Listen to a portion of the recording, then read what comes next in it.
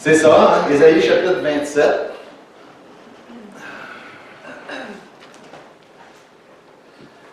On a entendu beaucoup parler des élections américaines dernièrement. J'avais une conférence téléphonique la semaine passée. Je pense que je l'ai dit. Ça se peut très bien, je l'ai dit. Je radote.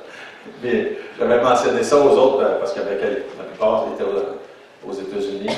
J'ai dit, ben, savez-vous, c'est quoi la différence entre le Canada et les États-Unis? J'ai dit, nous autres, quand on a des élections, on connaît les résultats la journée même. Ça a pris à peu près 10 jours avant qu'il y ait des résultats. Mais la politique américaine est particulière. Ça m'a pris des années, puis j'aime beaucoup, comme vous savez, j'écoute des nouvelles tout le temps, puis j'aime la politique, j'aime toutes ces choses-là, puis ça m'a pris longtemps à comprendre comment ça marche. La manière qu'eux autres, leur système a été fondé, c'était fondé avec trois entités qui sont co-égales, qu'ils disent. La présidence, qui est ça c'est l'exécutif. Les Américains savent tout ça par cœur, eux autres. Là. En tout cas, il y a 3 sections. Il y a le Congrès, il y a le Sénat, puis il y a la Maison-Blanche. Puis, quand ils ont fondé ça, leur but, qu'il y ait 3 entités qui sont co-égales, c'était d'éviter qu'il y ait quelqu'un qui domine comme un roi. C'était vraiment ça dans leur constitution. Ils ne voulaient pas avoir de roi. Je trouvais ça intéressant comme idée. Tandis que nous, au Canada, ben, on est assez à l'aise avec la monarchie. Hein? Fait que ça fait, dans notre constitution, ben, c'est ça, c'est pas le premier ministre qui mène, c'est la reine d'Angleterre. Fait que imaginez-vous, évidemment, on sait que c'est sur papier, là, mais il reste que c'est très, très différent dans notre mentalité.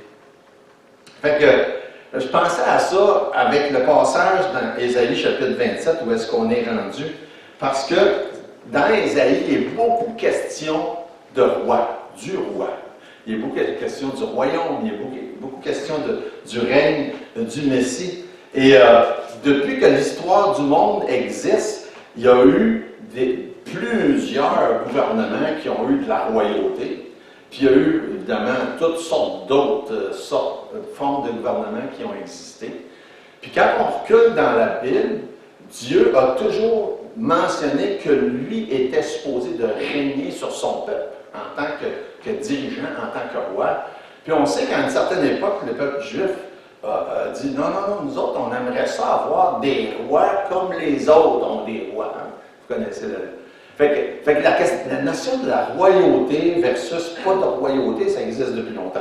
C'était ça qui était le lien avec la politique moderne.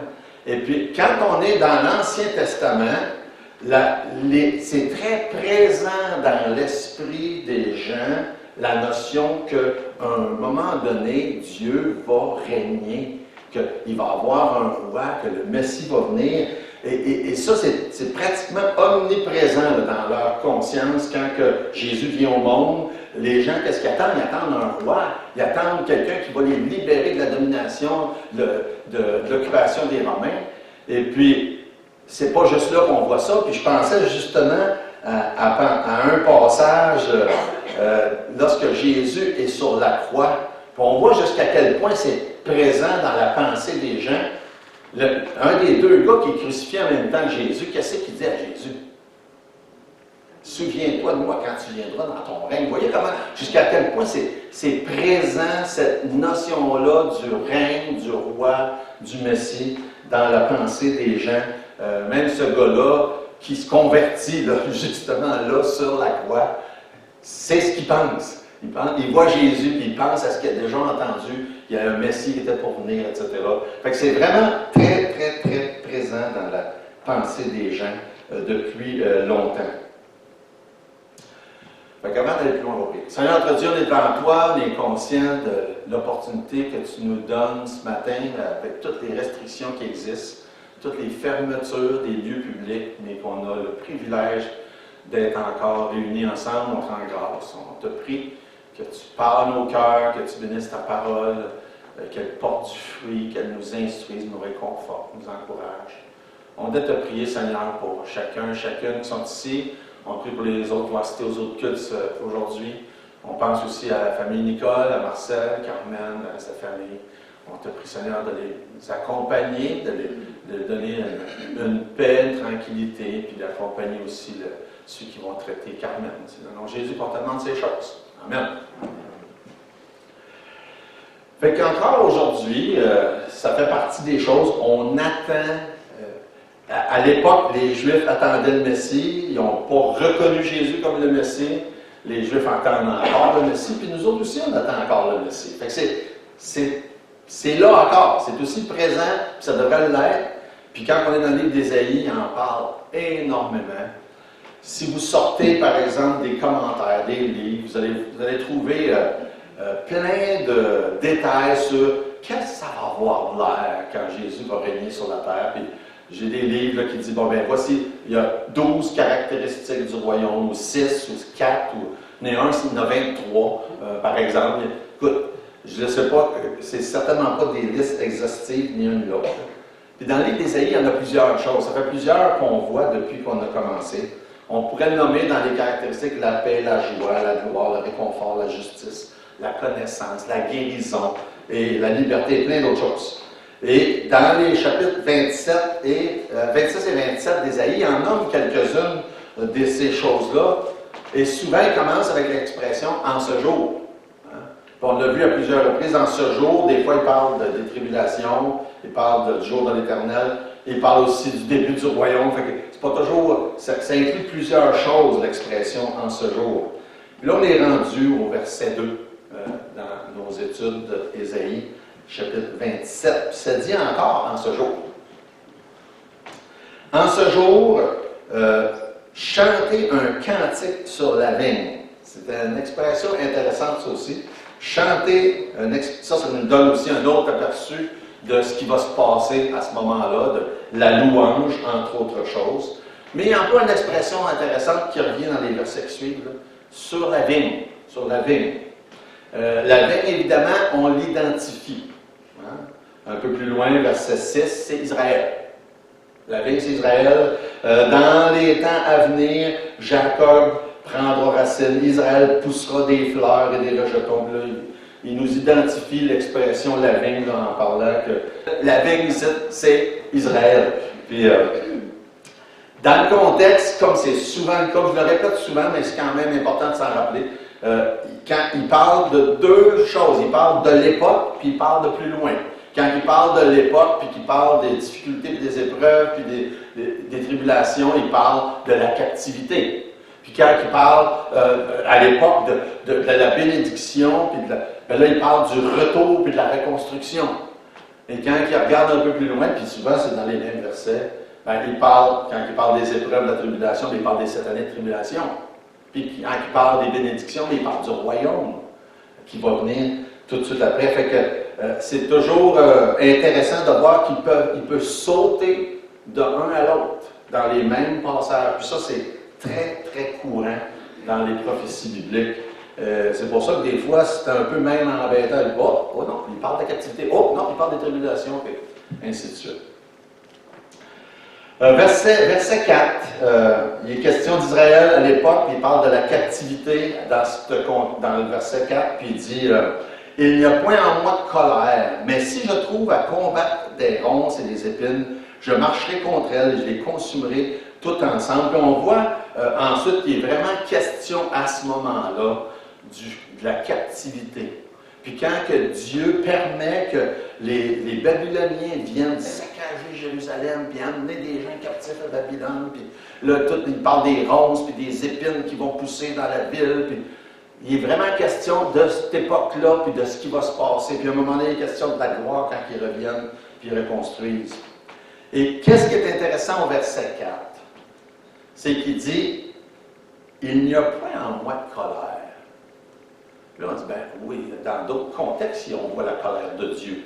Mais dans ce contexte-là, il n'est pas question de la colère de Dieu. Quand il parle de la captivité, quand il parle du châtiment que Dieu permet que son peuple expérimente, puis qu'il les amène à Babylone, il dit, ça, c'est pas de la colère, ça. Puis dans le contexte, on va le voir, des versets autour, il est question du vigneron qui s'occupe de sa vigne, puis qui permet de temps en temps qu'il y ait des petits bouts découpés pour que la vigne porte plus de fruits. Et c'est dans ce sens-là qu'il dit, il n'y a pas de colère là, quand je permets ces choses-là. Ce n'est pas un jugement, ce n'est pas une condamnation. C'est fait dans le but que la vigne porte plus de fruits. Et même si Dieu doit souvent juger son peuple, puis on le voit dans plusieurs passages, ça, ce n'est pas de ça dont il est question. Ce n'est pas la colère de Dieu. C'est juste un entretien normal. Et c'est intéressant parce qu'on voit ce concept-là dans plusieurs passages. Que Dieu, par exemple, on peut faire facilement le lien entre ça, puis Hébreux chapitre 12. Hein, Hébreux chapitre 12, vous pouvez aller voir si vous voulez, regardez votre main dans les Ésaïe parce qu'on va revenir. Hébreux chapitre 12, quand Dieu nous dit, verset 1, dit-nous donc aussi, puisque nous sommes environnés d'une si grande nuée de témoins, rejetons le fardeau, le péché qui nous enveloppe si facilement. Puis là, comme ça, ayant le regard sur Jésus. Puis là, ensuite, le verset 3 dit, considérant en effet celui qui a supporté contre sa personne une telle opposition de la part des pécheurs, afin que vous ne soyez pas découragés. Quel encouragement, encore une fois. Jésus a supporté tout ça pour qu'on ne soit pas, nous, découragés. Pour qu'il puisse dire, hey, regarde, j'ai passé là, moi aussi. Ça va pas bien dans ta vie, tu as des épreuves, mais regarde, moi aussi, j'ai passé là. Fait que ça, c'est fait pour ça. Ensuite, quand on arrive un peu plus loin, il dit, verset 6, car le Seigneur châtie celui qu'il aime, il frappe de la verge tous ceux qui le reconnaissent pour ses fils. Supportez le châtiment. C'est comme des fils que Dieu vous traite, car quel fils que le Père ne châtie pas. Puis, si Dieu vous châtie, si Dieu vous permet de passer des moments difficiles, c'est parce qu'il vous aime. Puis là, en revenant dans Ésaïe chapitre 27, puis qui parle de sa vigne, puis il dit, c'est pas parce que je suis en colère que je permets ça. C'est parce que je vous aime. Et ça, c'est pour Israël quand ils ont été amenés en captivité. Et quand on arrive un peu plus loin au verset 8 dans Ésaïe 27, ça dit, marquez bien, c'est avec mesure que tu l'as châtié par l'exil, en l'emportant par le souffle impétueux du vent d'Orient. C'est avec mesure que Dieu a permis qu'Israël soit châtié par l'exil quand ils ont été amenés captifs à Babylone. Dieu a toujours fait ça par mesure. De la même manière que Dieu le fait encore toujours par mesure. C'est toujours mesuré, c'est toujours calculé, c'est toujours pas trop, juste assez. Puis des fois, comme on a souvent l'impression de dire « Ah, il me semble que c'est plus fort que je suis capable de supporter. » Non, c'est avec mesure que je le fais. C'est avec mesure que je le permets. Et comme on connaît dans 1 Corinthiens 10, 13, c'est ce que ça dit. Dieu ne permettra pas que vous soyez tentés ou éprouvés au-delà de vos forces. Parce que c'est toujours avec mesure. Puis j'ai toujours aimé l'expression, je l'ai répétée souvent, je sais que vous avez sûrement quelques-uns s'en rappellent. J'aime l'idée de l'image que quelqu'un, j'ai vu dans un commentaire un jour, dit ça veut dire que Dieu il a toujours l'œil sur le thermomètre puis la main sur le thermostat. C'est toujours avec mesure. L'œil sur le thermomètre, la main sur le thermostat. C'est toujours avec mesure. Il dit c'est avec mesure qu'il l'a fait quand c'était le temps d'Israël. Puis c'est avec mesure qu'il le fait encore aujourd'hui, quand il permet qu'on soit éprouvé, mais il ne permet pas que ce soit au-delà de nos forces. Que ce soit la destruction de Jérusalem par les Babyloniens, que ce soit la captivité, que ce soit n'importe quoi d'autre que Dieu permet dans nos vies chaque jour, c'est toujours avec mesure. Et ça c'est fait, ces paroles-là sont là pour nous encourager. Et que ce soit n'importe quelle occasion que Dieu décide de me châtier dans ma vie parce qu'il trouve que j'en ai besoin, comme un bon père châtie ses enfants, c'est toujours avec mesure. Toujours, toujours. Et le point aussi du verset 4, c'est que c'est pas la colère. Dieu ne fait pas ça par colère. C'est d'ailleurs un bon modèle pour nous en tant que parents, de ne pas châtier nos enfants avec colère. Hein? Dieu ne fait pas ça avec colère. Mais je pense que ça va être bon pour vous autres. C'est pour ça que je le fais, c'est ce qu'il nous dit. Tandis que la colère de Dieu, ça existe. Et la colère de Dieu, c'est tout autre chose. La colère de Dieu, on la voit manifester, entre autres choses, pendant les tribulations. Et aussi à la fin, lorsque ça va être le châtiment éternel. Ça, c'est la colère de Dieu. C'est tout autre chose que quand Dieu décide qu'un ou un autre de ses enfants a besoin d'être châtié. Par exemple, dans Apocalypse chapitre 14, verset 19, ça en parle de la colère de Dieu. Et là, c'est clairement question des tribulations. Et l'ange jeta sa faucille sur la terre, il vendangera la vigne de la terre, et jeta la vendange dans la grande cuve de la colère de Dieu. C'est clairement, là, on parle de la colère de Dieu. Et c'est intéressant parce que là, il parle de la vigne de la terre. Ça, c'est une autre affaire. La vigne représente plusieurs choses différentes. Parfois, la vigne représente Israël, comme on le voit dans Ésaïe 27. Parfois, la vigne représente l'Église, comme on le voit dans Jean chapitre 15. Vous connaissez Jean chapitre 15, où est-ce qu'il parle de la vigne, puis il parle de nous en tant que les branches, puis Jésus qui est le tronc. Et ça, c'est particulier aussi, Jean chapitre 15, parce que quand on y pense comme il faut, puis là, on parle d'émondage encore, là, dans Jean chapitre 15, c'est Jésus qui se fait émonder. Quand il y pense, c'est ça. C'est la vigne qui se fait émonder, puis dans le contexte, c'est Jésus qui est le tronc. C'est ses branches à lui qui se font couper. Et ça, c'est spécial quand on pense à ça. Ça faisait penser à l'image une autre image pour l'Église qui est le corps de Christ. Puis ça nous dit dans Corinthiens 12 que quand un souffre, tous souffrent. Quand un se réjouit, tous se réjouissent. Et quand un souffre, là, tous souffrent parce qu'on est tous le corps. Mais ça veut dire quoi? Jésus aussi souffre. Parce que c'est lui le corps. En tout cas, ça c'est vraiment de faire le. Des fois, ça m'arrive dans des connexions dans ma tête, là, les fautes de même. Des fois, connaissez-vous l'expression ou le livre qui parle que les femmes, c'est comme du spaghetti, puis les gars, c'est comme des gaufres? Vous avez déjà entendu parler de ça? Parce que entre les femmes, tout est relié ensemble, puis les gars, c'est tout casé. Hein? Ben, des fois, je suis un petit peu comme une femme quand je suis en train de faire des relations. Tout relié ensemble. En tout cas, ma femme et moi, souvent, c'était conversation du soir, tu es en train de faire du spaghetti encore, tout en gros encore des bon, ce que je t'ai rendu. Tout ça pour dire que la vigne représente Israël de temps en temps, et là on le voit clairement. L'Église dans certains cas, puis dans l'Apocalypse, ça parle du monde qui va être jugé. Quand je pense aux vignes, je ne connais pas ça tant que ça, la culture, moi vous savez, je ne vais pas le pouce vert partout, mais j'ai travaillé pour un pommiculteur, pour Luc Charbonneau pendant 2 étés de temps. Puis on plantait des pommiers, puis on ramassait des roches. Fait que Luc, M. Charbonneau, je toujours appelé M. Charbonneau, il me laissait ramasser des roches, ça c'était pas compliqué. Puis je participais à planter des pommiers. Mais il ne m'aurait jamais laissé faire l'émondage. Ça c'est clair. C'est lui qui faisait ça. Ou il y avait un employé qui était là depuis des années, qui en faisait, mais l'émondage, ça prend une main experte, qui sait quelle branche ne va pas blesser, quelle branche va faire porter plus de fruits. Moi, là, je n'aurais pas été bon pour ça, du tout. Et Dieu, lui, il a cette main experte-là, de l'émondage.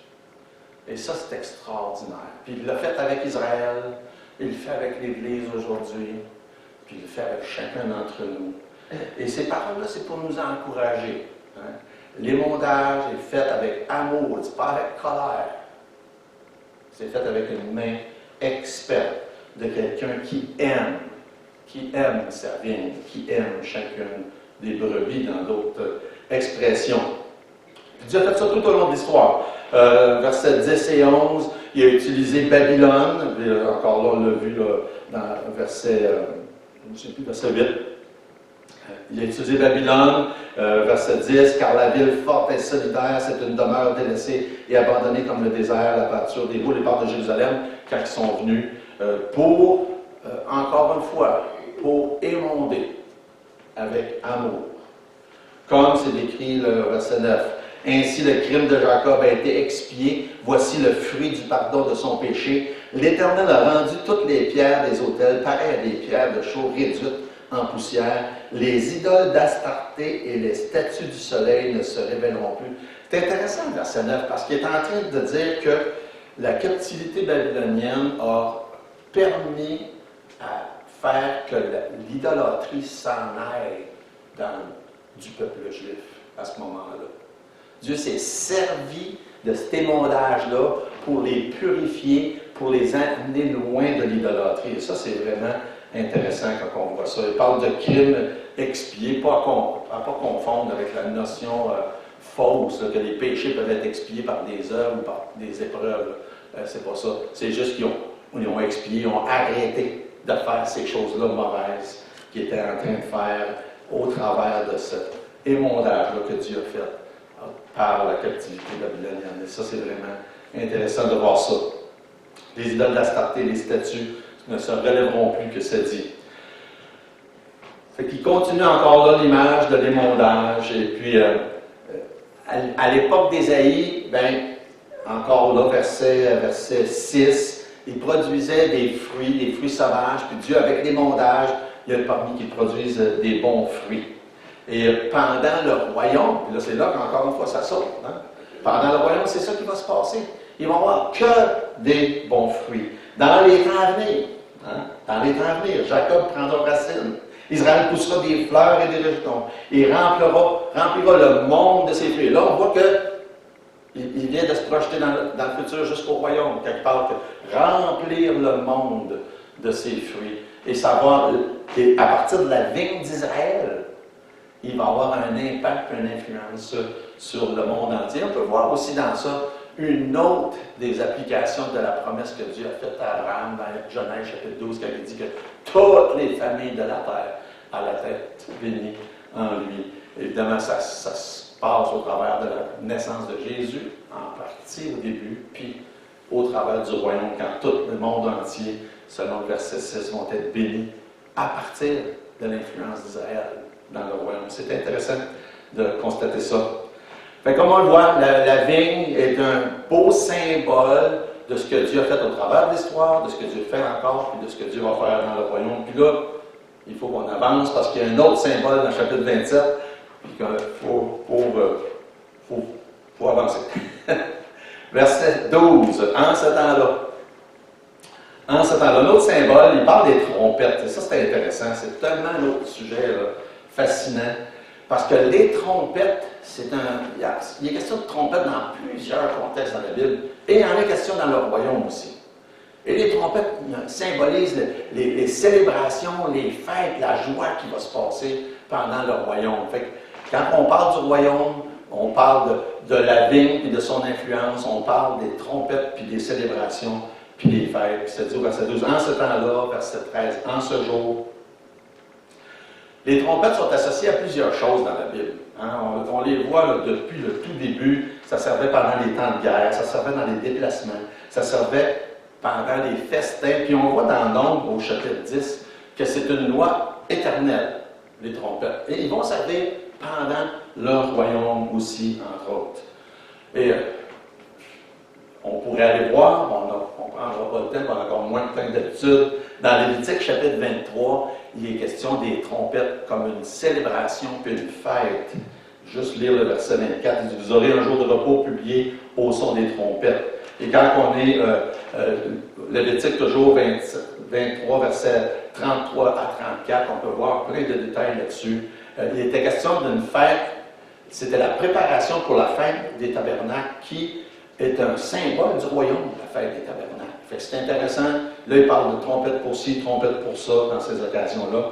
Puis quand on arrive dans le psaume 98, ça dit, verset 6, « Avec les trompettes et au son du corps, poussez des cris de joie devant le roi, l'Éternel. » C'est ce qu'on appelle un psaume messianique. Il parle des trompettes qui vont faire des célébrations spéciales pendant le royaume. Fait que dans Ésaïe 27, il nous parle des trompettes en rapport avec le royaume. Verset, où est-ce que j'étais? Bon. Là, je vais juste reprendre mon verset dans Ésaïe. Je vais passer le verset 12, c'est ça. Verset 12.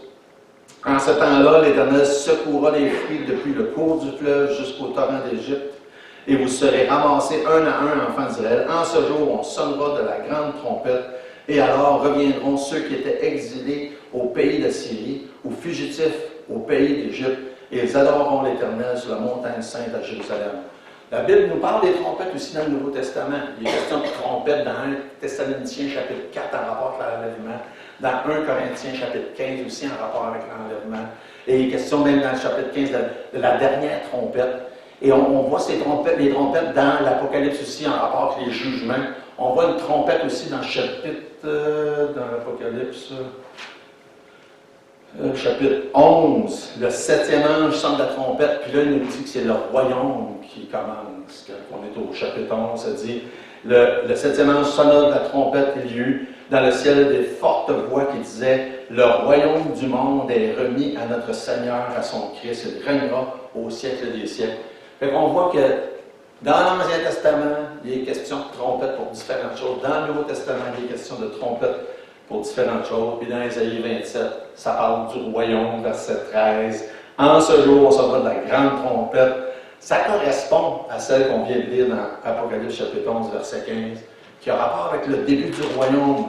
Sonne une trompette, puis pendant le royaume aussi, on va sonner des trompettes, puis ça va, comme on voit dans les Lévitique puis dans le Nombre, la joie, les célébrations, la fête, Jésus qui règne, il est avec nous autres. Et il est question dans d'autres passages, pas juste des trompettes en passant, trompettes, cymbales et autres instruments qui vont célébrer, louer, glorifier le Seigneur pendant le royaume. Et ça correspond à ce qu'on voit dans Matthieu chapitre 24 aussi. Ça dit au verset 31, « Il enverra ses anges avec la trompette retentissante, et ils rassembleront les élus des quatre vents d'une extrémité des cieux à l'autre. » Ça a rapport avec celle-là d'Apocalypse 11, ça a rapport avec celle-là d'Ésaïe chapitre 27. Pour le royaume. Il va rassembler les gens pour commencer le royaume encore là avec des sons de trompette. Tout ça pourquoi? Pour nous encourager, pour nous dire, « Hey, le Seigneur s'en vient bientôt. » Le Seigneur a préparé une grande fête, une grande célébration. Il s'occupe de son peuple comme le vigneron s'occupe d'une vigne. Il s'occupe de son peuple en préparant la table pour le grand festin, en préparant la célébration avec toutes sortes d'instruments, dont dans le contexte les trompettes. Et toutes ces images-là sont là pour vous, pour nous. Et tout ce qui s'est passé avec le peuple juif dans l'Ancien Testament, la Bible dit, ça leur est arrivé pour nous servir d'exemple. Pour que quand on arrive à la fin des temps, on dise, hey, Dieu s'en vient bientôt, le Seigneur s'en vient bientôt, le Messie s'en vient bientôt. On n'attend pas un roi comme les gens ont voulu avoir, qui va venir régler tous nos problèmes. Hein. Vous savez, il y a des gens qui vont être tellement lassés de tout ce qui se passe aujourd'hui, puis que c'est d'autres qui s'en viennent, on ne sait pas encore, qu'un jour, il va y avoir un leader qui va s'avancer, va dire, moi là, je n'ai pas besoin d'avoir un gouvernement avec trois entités égales, je n'ai pas besoin d'avoir des élections, je vais régler vos problèmes. Puis la Bible l'appelle l'Antéchrist. Il va prendre le contrôle, puis il va être apte à les régler, les problèmes. Ça va arriver, ça s'en vient. Mais on n'attend pas ça, nous autres. On n'a pas besoin de ça. Puis on ne veut pas de ça.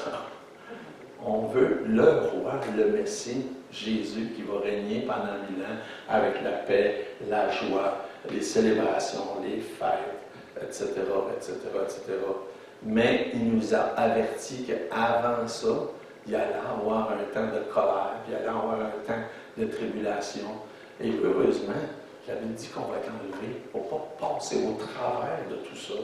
Mais on sait que ça s'en vient, puis c'est bien possible qu'on expérimente une partie de ce que la Bible décrit comme étant ces choses-là. On ne sait pas à quel moment, là, dans tout comme on lit Ésaïe, pas Ésaïe, Matthieu 24, il va y avoir plein de choses qui vont se passer aussi avant que le Seigneur vienne chercher son Église. Mais en attendant, on sait qu'il y a des promesses si belles, si extraordinaires pour qu'est-ce qui va venir après. Et qu'est-ce que ça nous dit dans 2 Pierre chapitre 3, en attendant? Puis ça, je reviens souvent là-dessus. En attendant, hein, qu'est-ce qu'on fait? Il dit, attendez, puis hâtez. En attendant que le Seigneur revienne, en attendant que toutes ces choses-là se passent. Ce qui se passe aujourd'hui, on ne le sait pas. On a beaucoup de raisons de penser qu'il va y avoir des choses bien pires que ça avant que le Seigneur revienne. Mais en attendant, on n'a pas à s'inquiéter, on n'a pas à s'en faire, on n'a pas à se mortifier. On sait que le Seigneur est au contrôle, puis on sait que lui, quand il va mettre les choses en place de son royaume, il n'y en aura plus de problème. Mais en attendant, il dit dans 2 Pierre 3, attendez et hâtez l'avènement du jour de Dieu, jour à cause duquel les cieux enflammés se dissoudront, les éléments embrasés se fondront. Et en attendant, tout ce qu'on fait, qu'on devrait faire, c'est qu'on prie et qu'on témoigne, qu'on propage le nom du Seigneur autant qu'on peut le faire. Les gens ont besoin d'espérance autour de nous, de plus en plus. C'est de plus en plus évident parmi les gens qu'on côtoie. Les gens ont besoin d'espérance. Je ne sais plus si c'est la semaine passée ou quand est-ce, c'était juste mercredi, j'ai mentionné ça, lorsque dans les rapports qu'on a eus de la mission l'autre jour, on parlait d'un missionnaire en Amérique du Sud qui, depuis le début de la pandémie, s'est mis à monter, il reste pas à Limo, si ma mémoire est bonne. Il monte sur le toit de son édifice, c'est toute colline sur l'autre, puis il prêche. Il prêche du toit où est-ce qu'il reste. Puis il y a des gens qui sont venus au Seigneur. Je trouve ça tellement beau quand on entend des choses de même. Il prêche du toit de sa maison. Dans les grosses villes, je sais que Jérémy a déjà été à Lima, puis c'est tout collé, puis il y a une grande population. Puis les gens l'entendent, puis il y a des gens qui sont venus au Seigneur en entendant ce gars-là prêcher du toit de sa maison. C'est juste un exemple de quelque chose que quelqu'un peut faire. Il y a tellement d'autres affaires qu'on peut faire. Et quand on parle de ces jours-ci, les gens se sont servis puis se servent encore beaucoup des médias sociaux parce que c'est une des seules choses qu'on a à notre disposition. Mais il faut s'en servir justement pour la cause du Seigneur. En attendant. Attendez et hâtez l'avènement du jour du Seigneur à cause duquel toutes ces choses-là vont se passer. Mais après que toutes les pires choses vont se passer, le Seigneur va venir, va établir son royaume promis avec certitude. Et ça peut être plus tôt qu'on pense. On va prier. Seigneur notre Dieu, merci pour l'opportunité qu'on a d'être là.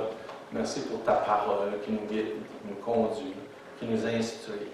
Merci Seigneur parce que tu nous fais des belles promesses, puis tu nous réconfortes avec ces promesses. Puis on veut te prier que tu bénisses ta parole dans nos vies, dans nos cœurs, qu'on puisse te louer. Jour après jour, on te prie pour nos gens qu'on croise jour après jour, qui ont besoin d'entendre le beau message de l'espoir en Jésus. Et je te prie, dans le nom de Jésus. Amen.